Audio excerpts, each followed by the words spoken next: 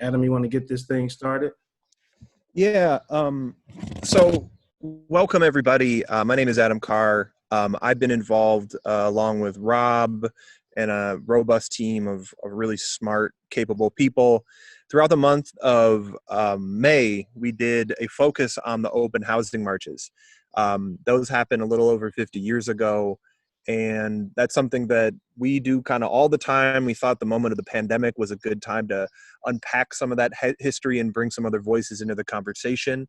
And then in just this moment, we're actually planning to pivot into the month of June, focusing on Latinx history in Milwaukee and Wisconsin. But we're going to take this week off. We saw everything that was happening. George Floyd was killed last Monday. This is all happening very quickly. It feels like so much has happened since then. It's been such a blur. But the very good historians and voices that we have gathered here today are going to give us some background. I've been thinking of them as Cliff's Notes to understand how we got to this moment. Obviously, it's remarkably dramatic. It's very hard to say where it's even going to go at this moment in time. But we wanted to spend some time looking at the roots of this moment and how we got to June 3rd of 2020. The focus on the open housing marches, that's one of the taproots of youth resistance in Milwaukee. I mean, we've had a long tradition of youth resistance in Milwaukee that's being carried forward today in this very moment. So with that, Rob likes to use the analogy of pickup basketball. We have a bunch of great people at the table. Some of them, we have some plays that have been created, but a lot of this is just going to be hustle. So let's get into it. Yeah, we called some of our buddies and friends and said, let's see if we can get into a conversation to help folks think through this moment. Not all of us have the capacity to, for any number of reasons, to be a part of street demonstrations. We know how important the demonstrations are and how much conflict comes with that. But we also know that in this moment, it's all hands on deck. And so for us educators, we want to make sure we're doing our part in making sure that we teach this moment accurately before the revisions start to happen. We want to capture this moment as best as we can so that we understand it here and now, and then also deliver that information to our young people as effectively as possible. Let's go ahead and introduce our panelists.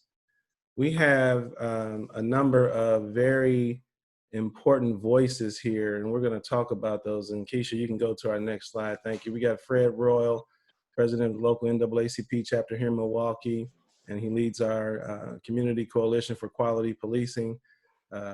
Jared English for Future Wisconsin. Jared has done quite a bit of work around our fire and police commissions. Grant Silva, professor of philosophy out of Marquette University. Will Checkeritis, a doctoral student from UW-Milwaukee, and Ben Lindsay, a doctoral student at Marquette University. I want to say a little bit about doctoral students. We've invited them specifically because doctoral students are at the forefront of the scholarship.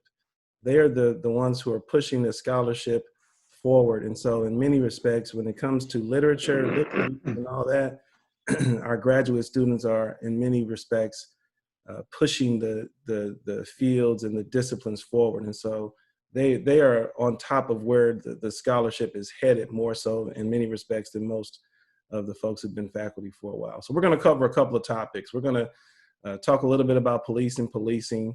We're going to talk about Trump and white nationalism. We'll revisit Barack Obama, and then we'll talk a little bit about the war on crime. And what we want to do and what we want to remind folks is that this is an activity where we are building context.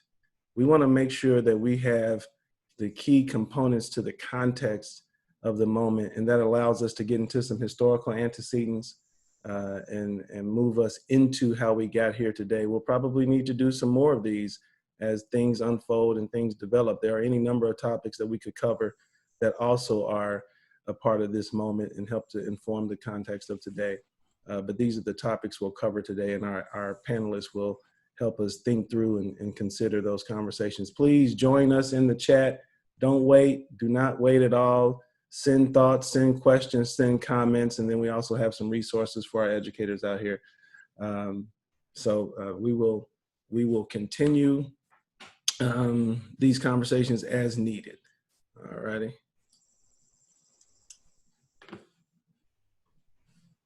let's keep going to the next slide.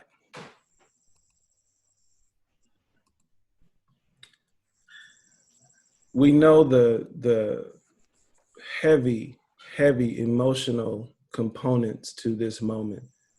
And before we move forward, as is often the case in many of the public conversations and demonstrations, we want to honor the folks who've been the victims and the unfortunate folks who for unfortunate experiences with police violence in all the various ways. We want to get you all involved right away. So what we ask you to do is jump into your chat and type the names of the folks who we know who've experienced the horrific state violence at the hands of police. This is our way to get you all into the conversation as soon as possible. So say their names by typing their names in the chat. Yeah, thank you very much, folks. We'll take a minute or so to do that. And put names in more than once.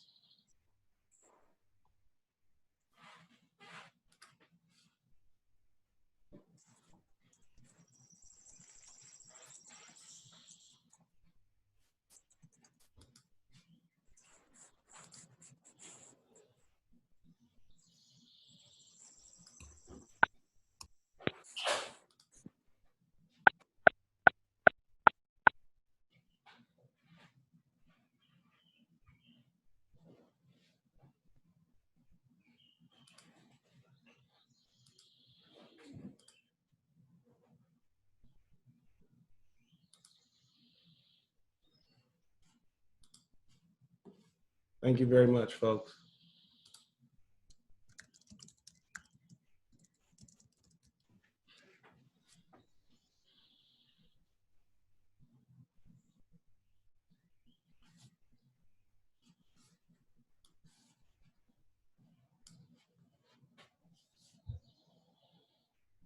And if you shed a tear or two in the process, that's all right. We honor them. Both those folks who we know here locally in our region who have experienced the destructive nature of police violence and those from across the country, we honor them. We say their names. As we begin our conversation, it's very important for us to remember one of the key components to how we got here is this longstanding practice of police serving in many respects as occupying agents in urban communities. In fact, it's very difficult, it's almost impossible to go through the history of the urban experience, particularly in the last several decades where we've seen urban rebellions, and there not be some connection to police violence. In fact, it is often the case that police violence is one of the key components to what drives urban communities to rebel. Obviously, very directly connected to that are the socioeconomic disparities that lead to significant percentages of unemployment, limited employment opportunities more broadly, housing,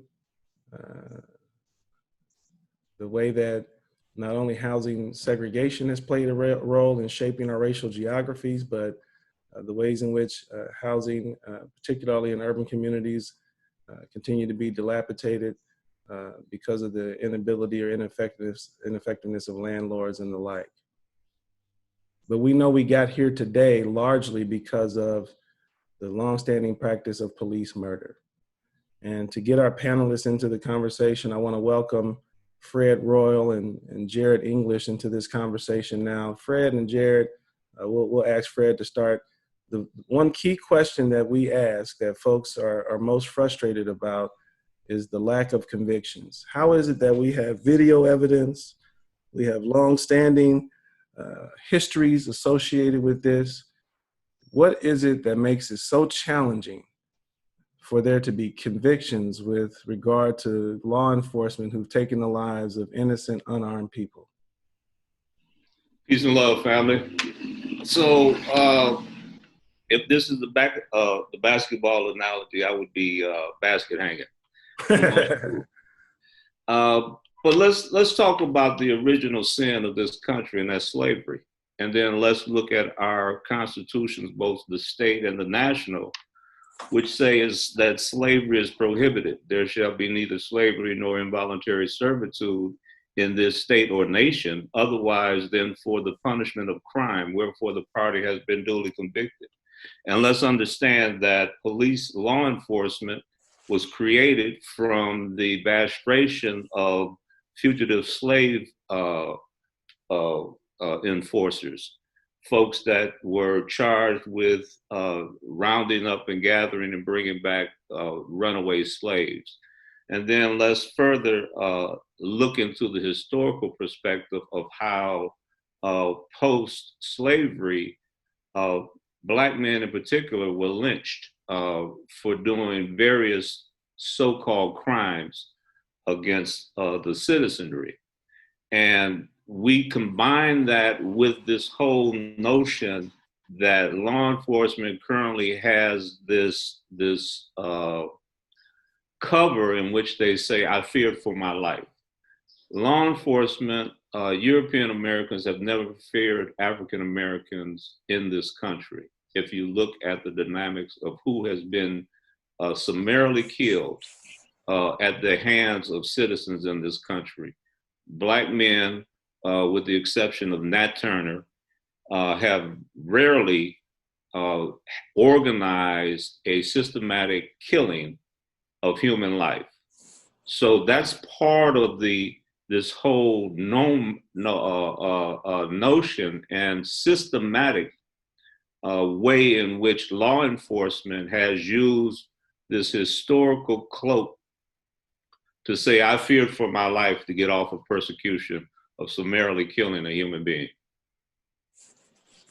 Thanks, Fred. We appreciate it. You know, there's also been a long-standing practice of working to get community voices into the process by which these questions around law enforcement and the inappropriate behaviors of law enforcement get reviewed by community members, and community members have a say in that process for any number of reasons. Jared, can you talk to us a little bit about fire and police commissions, maybe the one here in Milwaukee? Can you tell us a little bit about what they're supposed to do and the shortcomings as well? And then I'm going to invite Will Checkeritis into the conversation because he's doing some work on police accountability as well. But Jared, can you follow up where Fred left off there and talk to us a little bit about fire and police commissions and the challenges with community review?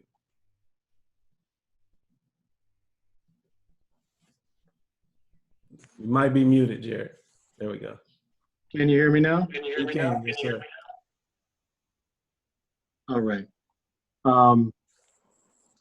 So when it comes to the Fire and Police Commission, specifically the one here in the city of Milwaukee, by ordinance, by state law, by every measure, they are one of, if not the most powerful police and fire oversight agency in the entire nation. In practice, they have completely failed, not necessarily individually as the commissioners and staff there necessarily, but as an organization to keep police in check. There's many reasons for that. There's a lot of kind of political favor trading that goes on with people being appointed and folks, for instance, who the mayor, for whatever reason, promotes there, and they need something from him, he needs something from them, and so they get appointed. There is, I'm just going to be very real because I've been, you know, I think this is something that's necessary at this moment in time. That's why we invited you. Come on, give it to us. Oh, yeah. You know, when it comes to elected officials, and I include all the people who I consider friends of human beings and all this and that, but as a city, and then as a broader community, for those who are in power in this city and this state, we have absolutely critically failed the people. As an organization, the Common Council has been inept in its duty as a fiduciary um, um, agent of the city and controlling the money, which we all know is where the power is.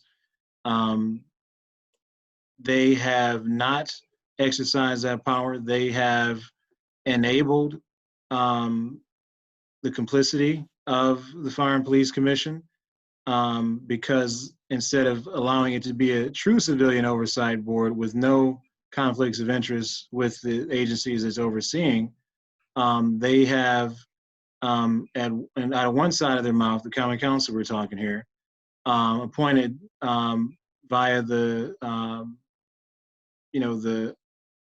the pushing of the mayor, a former police officer. Um, and then on the other hand, they will say that that person is helping to impede the operations of the Fire and Police Commission. So it's either one or the other. They're going to either allow it to be a truly civilian organization and stand up to the mayor as a co-equal branch of city government to disallow that. Or they're going to be complicit and allow the police to gain even more power than they already have. For those who don't know, the city of Milwaukee, at last check, spends 47% of its budget on policing. We talk about the military industrial complex, where there's very much a real thing, such a thing as police industrial nonprofit complex here in Milwaukee, where, as I said before, the agencies and entities with the money control things. And so through the regrant process, the police, through the huge amount of money that they're given by the city government, can influence and control different community situations. And so, go ahead. I'm just going to jump in. This is Will Chakaritis here. Jared, you're offering a wonderful analysis here of the MFPC.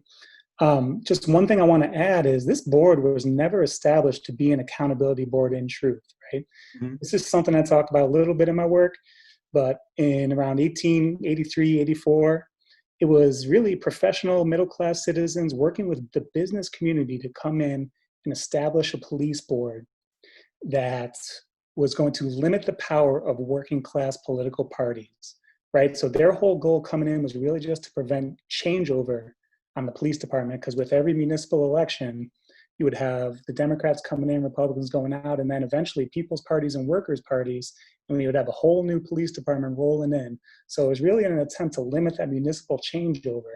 And over time, it's really Black residents who are demanding that it become more of an oversight board and actually live up to some of those precedents in its legal founding. Absolutely. And thank you for that historical perspective, Will. And the rest of y'all didn't see it, but Will, he had a kind of a shaggy haircut. I like the new cut, man. I appreciate that. Can I jump in for a second? Yeah, jump in. This point as well? Oh, yeah. I mean, what's fascinating about this discussion is, so we think of law enforcement as, the tropes of protecting and serving. But really, law enforcement protects and serves the status quo, the predominant prevailing social order. That just so happens to be one of, to put it on the table, white supremacy, where the interest of a select few in the state of Wisconsin and the city of Milwaukee, it's their interests that are being watched out for, that are being safeguarded. And so when we think about the role of law enforcement and the need for some kind of some accountability mechanism, we have to see that as a big problem, right? We have to see that kind of stasis, the way in which we want to preserve the prevailing social order, which alienates Black population, alienates the Latinx population in a variety of ways. We have to see that as part of the problem as well. Definitely. Absolutely. We are getting instructions from Command Central that we need to move forward. Folks who are joining us, because we want to make sure that we are supporting the educators and how to teach this, we are trying to keep our sections in discrete 15-minute or so groupings so that we are able to then turn this into some very useful online modules for our young people in the classroom. So before we go, I have one thing yeah, I go would ahead, like to Ben. add. In addition to the problem of making these police accountable, when there is accountability and they are fired or forced to resign, there's a wandering police phenomenon in which they are then hired by another municipality. And often the municipality that then hires them sees a number of complaints against these new officers that are 2 times the rate that they had at their former place of employment. The example that immediately comes to mind is Tim Lohman, the Cleveland police officer who shot and killed Tamir Rice. That was his second position. He had been allowed to resign from Independence, Ohio Police Department for a, quote, dangerous loss of composure during a firearms training. Mm. Mm. And so what we're seeing then is not only the challenges with law enforcement and their behaviors, but then also almost a rewarding of that behavior if indeed you can continue to get employed and continue those practices. That's a very important component. Thank you, Ben.